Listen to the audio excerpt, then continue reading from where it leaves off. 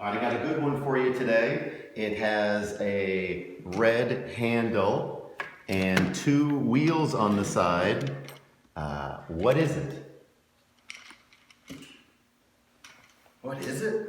Is it some kind of like pizza cutter? It's the smallest pizza cutter I've ever seen. What do you think it is? If you're on a diet, it's pizza if you're on a diet. That's what I was thinking of, pizza cutter.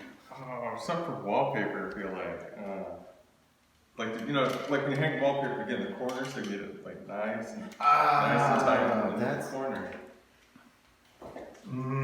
Yeah, the first thing that came to mind was definitely a pizza cutter.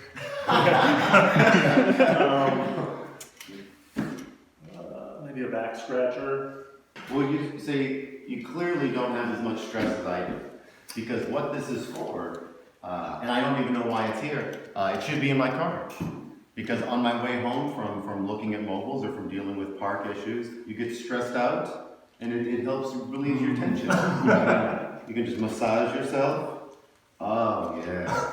I just feel that tension.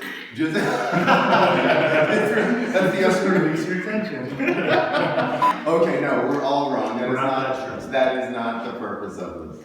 This is a screen roller, and essentially all it does is most screen rooms, they're put up with extruded posts, and they have a channel where the spline rolls into. Here's an example. This is screen frame, okay? So essentially, one of the services we offer our customers is we will create new screens for them or re-roll their torn up screens. And that's what this does. Your screen and your spline goes in here and you roll it out tight.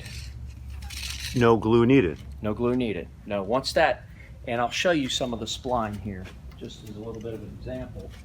You know, the spline, it just gets rolled right into this with the screen.